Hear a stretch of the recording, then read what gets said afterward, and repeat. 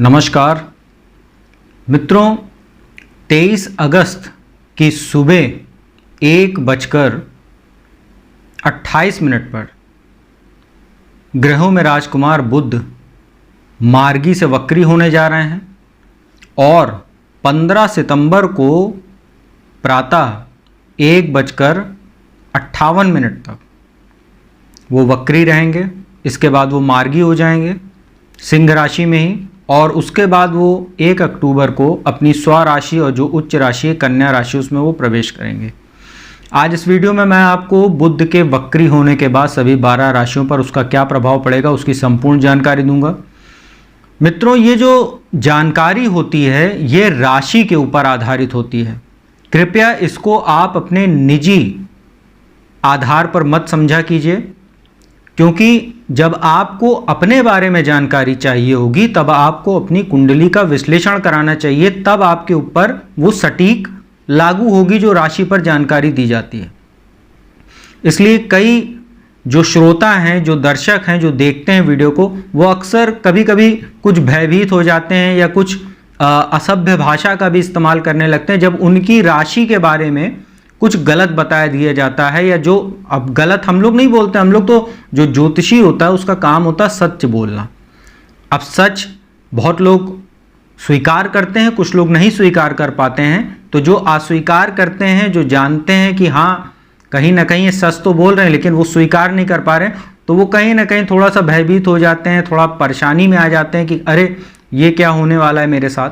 तो आप लोगों को एक चीज़ मैं क्लियर कर देता हूं कि ये जो जानकारी है वो राशि के ऊपर आधारित होती है। यदि आपको अपने बारे में निजी जानकारी चाहिए तो आप किसी ज्योतिषी से, मैं अपने अब मुझसे कराने के लिए नहीं कह रहा हूं, किसी भी ज्योतिषी से आप अपनी कुंडली का विश्लेषण करवाइए और तब आप उसके बारे में जानकारी प्राप्त कीजिए, तब आपको सटीक जानकारी की प्राप्ति होगी। तो ये एक छोटी सी सूचना है जो मैंने देना उचित समझा। अब अपने वापस विषय पर लौटते हैं। मित्रों, बुध जो होते हैं वो ग्रहों में राजकुमार होते हैं। ये हमारे शरीर में स्किन, जो त्वचा होती है, इसके कारक ग्रह होते हैं। वाणी के कारक ग्रह होते हैं। छोटे भाई बहन मित्र इसके कारक ग्रह होते हैं। लेखन संबंधी कार्य, वाणी संबंधित कार्य, जो कंसल्टेंसी से जुड़ा कोई काम होता है जैसे ज्योतिषी का, गायन संबंधी, आईटी इंफॉर्मेशन सेक्टर जो होता है या कम्युनिकेशन सेक्टर जो होता है।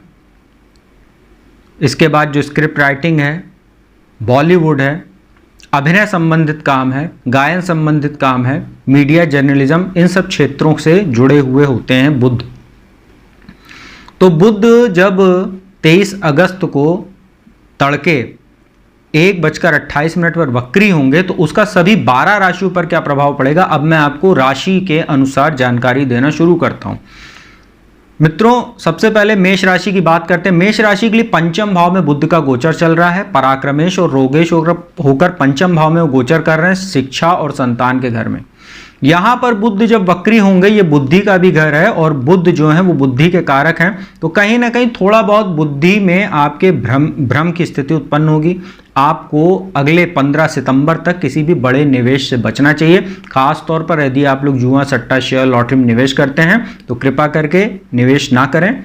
साथ ही आपके शिक्षा में भी कुछ बाधा देखने को उत्पन्न होगी। यदि आपकी कोई प्रतियोगी परीक्षा आने वाली है इस गोचर के दौरान तो आपको एक्स्ट्रा एफर्ट करना चाहिए और बेवजह की चीज़ों में मन लगाने से बचना चाहिए।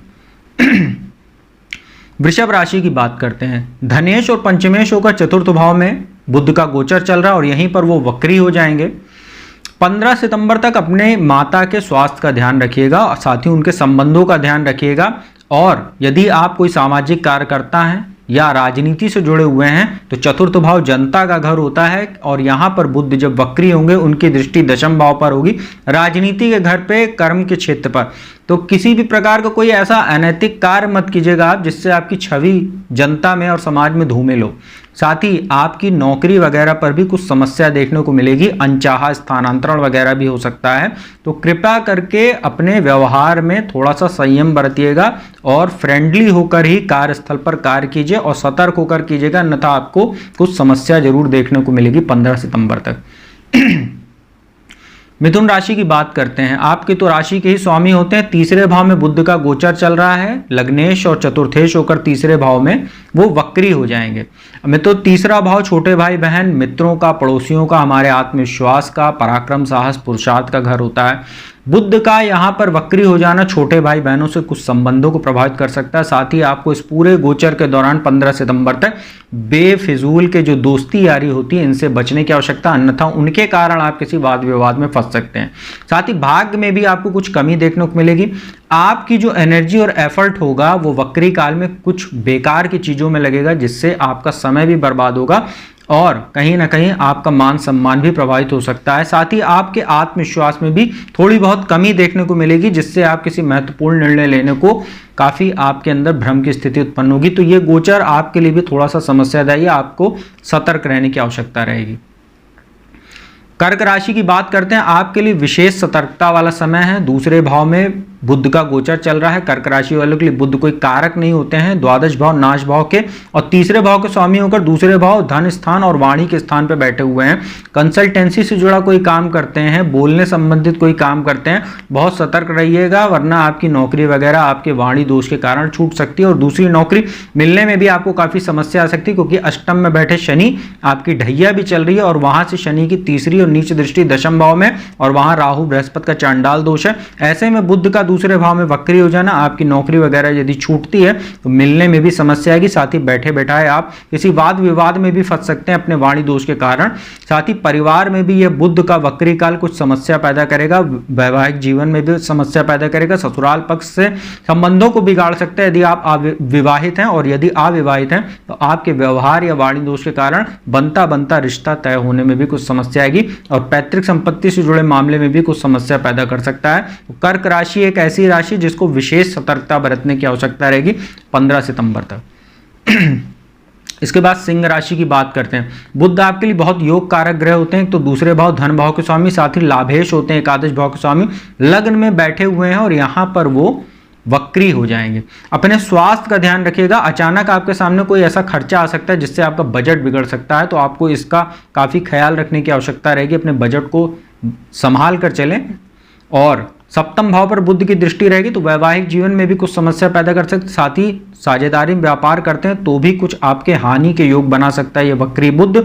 तो अपने साझेदार पर आंख मूंद कर भरोसा मत कीजिएगा। साथ ही किसी भी कागज वगैरह पर हस्ताक्षर करते समय काफ़ी ध्यानपूर्वक उसको पढ़कर समझकर तभी हस्ताक्षर कीजिएगा, अन्यथा इस कारण भी आपको कोई धोखा मिल सकता है। तो सिंह राशि वालों को सतर्क रहने की आवश्यकता रहेगी। इसके बाद कन्या राशि की बात करते हैं। आपकी भी राशि के स्वामी बनते हैं लग्नेश और दशमेश होकर द्वादश भाव में रहेंगे। कार्यस्थल पर कुछ समस्या आपको देखने को मिलेगी। अचानक खर्च आपके सामने आ सकता है। बेवजह की यात्राओं से आपको बचने की आवश्यकता रहेगी। त्वचा संबंधित कोई समस्या भी आपको देखने को मिल सकती है। हेयर फॉल जैसी समस्या, रूसी वगैरह की समस्या आपको हो सकती है स्कैल्प में। साथ ही आंखों में भी कुछ समस्या आपको देखने को मिलेगी और छठे भाव पर दृष्टि पड़ने से आपको कोई बेवजह के खर्चे की वजह से कर्ज वगैरह भी लेना पड़ सकता है, जिससे आपको बचना चाहिए इस वक्री काल में, अन्यथा ये कर्जा बाद में आपको जाके कुछ समस्या ज़्यादा दे सकता है। साथ ही मामा और ननिहाल पक्ष से भी ये संबंधों को प्रभावित कराएगा। तो जो कन्या राशि वाले हैं अपने स्वास्थ्य का ध्यान रखिएगा। साथ ही खर्चों पर लगाम लगा के रखिए, तो ही आपके लिए वक्री काल कुछ ठीक साबित होगा। इसके बाद तुला राशि की बात करते हैं। आपके एकादश भाव में बुध वक्री होने जा रहे हैं। द्वादश भाव के स्वामी साथ ही भाग्य स्थान के स्वामी होकर लाभ भाव में है और यहाँ वो वक्री हो रहे हैं। थोड़ा लाभ में आपकी कमी देखने को मिलेगी। कभी कभी आपको ऐसा लगेगा कि कोई कार्य आपका बनते बनते रुकने लगेगा, जिसमें कुछ समस्या आपको देखने को मिलेगी। साथ ही शिक्षा और संतान में भी कुछ अवरोध होगा, क्योंकि पंचम भाव पर दृष्टि रहेगी। संतान से कुछ विवाद वगैरह हो सकता है, मतभेद हो सकता है, तो आप इसका ध्यान रखिएगा। साथ ही उच्चाधिकारियों से और अपने सहयोगियों से जो कार्यस्थल पर आपके लोग साथ में काम करते हैं उनके साथ संबंधों को आप अच्छा और बेहतर बनाने की कोशिश कीजिएगा। तो आपके लिए वक्री काल उतना अशुभ नहीं रह सकता जितना बाकी राशियों के संदर्भ में मैंने अभी बताया था। जैसे कर्क राशि के लिए विशेष सतर्कता बरतनी है। इसके बाद वृश्चिक राशि की बात करते हैं। आपके दशम भाव में बुध का गोचर चल रहा है और अष्टम भाव के स्वामी और लाभ भाव के स्वामी होकर दशम भाव में है। तो आपके लिए भी कार्यस्थल पर कुछ समस्या है। राजनीति वगैरह से आप जुड़े हुए हैं या कोई राजनीतिक सलाहकार वगैरह एडवाइजरी का या कंसल्टेंसी से जुड़ा कोई काम करते हैं या रियल एस्टेट वगैरह सेक्टर से आप जुड़े हुए हैं, दलाली वगैरह का काम करते हैं, तो कुछ आपको उतार चढ़ाव देखने को मिलेगा। अचानक खर्चा भी आपके सामने कुछ ऐसा आ सकता है जिससे आपका मन व्यथित होगा। साथ ही चतुर्थ भाव पर दृष्टि डालकर माता के संबंधों को और उनके स्वास्थ्य को भी प्रभावित करेगा। साथ ही आपको इस गोचर के दौरान भूमि भवन वाहन में निवेश करने से बचना चाहिए। 15 सितंबर तक किसी भी प्रकार का बड़ा निवेश ना करें तो आपके लिए बेहतर रहेगा। धनु राशि की बात करते हैं, आपके लिए सप्तमेश और दशमेश होकर भाग्य स्थान में वक्री हो रहे हैं। भाग्य में कुछ कमी आपको देखने को मिलेगी, वैवाहिक जीवन में कुछ आपको उतार चढ़ाव, कुछ आपसी सामंजस्य में कमी, साथ ही दाम्पत्य जीवन में कुछ समस्या। दशमेश होकर भाग्य स्थान में वक्री हो रहे हैं तो अपने से द्वादश भी हैं, तो कार्यस्थल पर कुछ समस्या, बेवजह के कार्यभार बढ़ने से आपका मन व्यथित हो सकता है, स्वास्थ्य प्रभावित हो सकता है। साथ ही पिता के भी स्वास्थ्य का ध्यान रखिएगा और तीसरे भाव पर दृष्टि रहेगी तो छोटे भाई बहनों के साथ संबंधों का और अपने मित्रों के साथ संबंधों का ध्यान रखिएगा। किसी भी वाद विवाद को करने से आपको बचना चाहिए, अन्यथा छोटी बात किसी बड़े विवाद का रूप ले सकती है। मित्रों, मकर राशि की बात करते हैं, आपके लिए भी कर्क राशि की तरह विशेष सतर्कता बरतने की आवश्यकता है। अष्टम भाव में बुध गोचर कर रहे हैं और यहीं पर वो वक्री हो जाएंगे। अपने स्वास्थ्य का ध्यान रखिएगा, वाणी का ध्यान रखिएगा। साथ ही दुर्घटना वगैरह के भी योग ये बनाएगा। बुध यहाँ पर बैठकर कटने, जलने, छिलने जैसी समस्या आपको देखने को मिलेगी। दूसरे भाव पर वक्री बुध की दृष्टि होने से पैतृक संपत्ति से जुड़े मामलों में भी ये बुध समस्या पैदा करने वाला है। आंखों में भी कुछ आपको दिक्कत हो सकती है।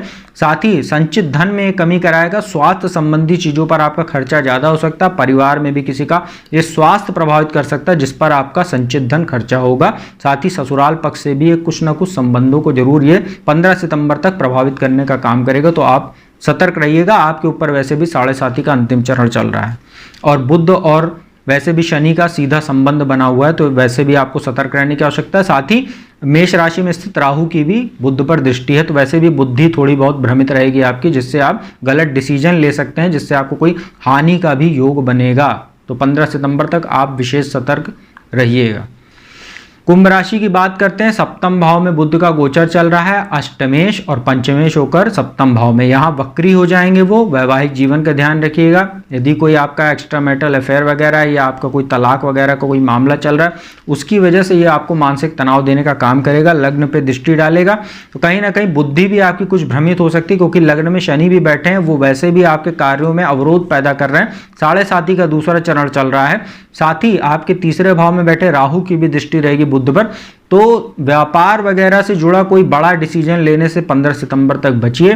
बड़ा निवेश करने से आपको बचना चाहिए। साझेदारी व्यापार करते हैं तो काफ़ी सतर्क रहिए और किसी भी प्रकार का बिजनेस को एक्सपेंड करने के लिए या बढ़ाने के बारे में सोचने से बेहतर है जिस परिप्रेक्ष्य में बिजनेस चल रहा है उसी को आप सुचारू रूप से चलाने की कोशिश कीजिए, तो आपके लिए अच्छा रहेगा। अंतिम राशि मीन की बात करते हैं, चतुर्थेश और सप्तमेश होकर छठे भाव में रहेंगे। चतुर्थेश होकर रोग ऋण शत्रु के भाव में है, तो माता के स्वास्थ्य को जरूर प्रभावित करेंगे। जनता में भी आपकी कहीं ना कहीं कुछ छवि प्रभावित हो सकती है, क्योंकि चतुर्थ भाव के स्वामी होकर छठे भाव में है। साथ ही आपको अपने भी स्वास्थ्य का ध्यान रखने की आवश्यकता रहेगी। बेवजह के खर्चों से आपको बचने की आवश्यकता, क्योंकि द्वादश भाव पर दृष्टि रहेगी, वहां शनि भी बैठे हैं। मीन राशि पर भी 7.5 का प्रथम चरण चल रहा है। साथ ही दूसरे भाव में बैठे राहु की भी बुध पर दृष्टि है, तो कहीं ना कहीं आपका स्वास्थ्य प्रभावित तो होगा और मामा और ननिहाल पक्ष से भी संबंधों को प्रभावित करेगा। साथ ही शिक्षा और में आपके अवरोध उत्पन्न करेगा। प्रतियोगी परीक्षा वगैरह आपके इस गोचर के दौरान होने वाली है, तो आपको अलग कुछ एक्स्ट्रा तैयारी करने की आवश्यकता रहेगी। ज़्यादा हार्ड वर्क करना पड़ेगा, स्मार्ट वर्क करना पड़ेगा, तभी आपके सफलता के चांस से बुद्ध बनाने देगा। अन्यथा ये तमाम तरह के ये अवरोध उसमें पैदा करेगा, शिक्षा में बाधा उत्पन्न करेगा। साथ ही सप्तमेश होकर छठे भाव में, तो पति पत्नी अपने स्वास्थ्य का ध्यान रखें, अपने संबंधों का ध्यान रखें, अन्यथा ये बुद्ध वक्री अवस्था में कुछ आपसी सामंजस्य और बेकार के वैचारिक मतभेद पति पत्नियों के बीच में उत्पन्न करके और परिवार का और आपसी माहौल खराब करने का भी ये काम करेगा। तो मित्रों, ये था 12 राशियों पर बुध का जो 23 अगस्त को प्रातःकाल 1:28 पर जो तड़के होने वाला है बुध का जो वक्री काल, और 15 सितंबर को 1:50 तक ये चलेगा या 1:58 तक, माफ कीजिएगा। तो उस बीच में क्या प्रभाव रहेगा सभी 12 राशियों पर, इसकी जानकारी मैंने दी। उपाय की बात कर लेते हैं। बुध का मंत्र ओम बुम बुद्धाय नमः। ओम बुम बुद्धाय नमः, इस मंत्र का आप लोगों को 108 बार रुद्राक्ष की माला से हर बुधवार को शाम को जाप करना चाहिए। साथ ही गणेश जी को दूर्वा अर्पित कीजिए, मोदक या मोतीचूर के लड्डू उनको अर्पित कीजिए। गणेश चालीसा का पाठ कीजिए। साथ ही हरे वस्त्रों को आप लोग धारण करना चाहिए। साथ ही जो लोग की कुंडली में जैसे खास तौर पे जो मिथुन राशि है या मिथुन लग्न और कन्या लग्न, इन लोगों को किसी ज्योतिषी के परामर्श से अपनी कुंडली दिखाकर एक पन्ना या उसका उपरत्न ओनेक्स चांदी की अंगूठी में किसी भी बुधवार को आपको सबसे छोटी उंगली में धारण करना चाहिए कनिष्ठिका में। और हर बुधवार को संभव हो तो अपने आसपास घर के अथवा किसी गौशाला में जाके गाय को हरा चारा खिलाएं, तो भी ये बुध का जो वक्री काल है आप सभी लोगों के लिए शुभ साबित होगा। तो मित्रों, उम्मीद करता हूँ वीडियो आपको अच्छी लगी होगी। यदि वीडियो अच्छी लगी हो तो चैनल को सब्सक्राइब कर लीजिएगा, बगल में बेल आइकन का बटन उसको प्रेस कर लीजिएगा। और जो भी जातक कुंडली विश्लेषण कराना चाहते हैं तो मेरा नंबर डिस्क्रिप्शन स्क्रीन दोनों पर उपलब्ध है, उस पर संपर्क करके आप लोग अपॉइंटमेंट ले सकते हैं और कुंडली विश्लेषण का लाभ मेरे द्वारा प्राप्त कर सकते हैं।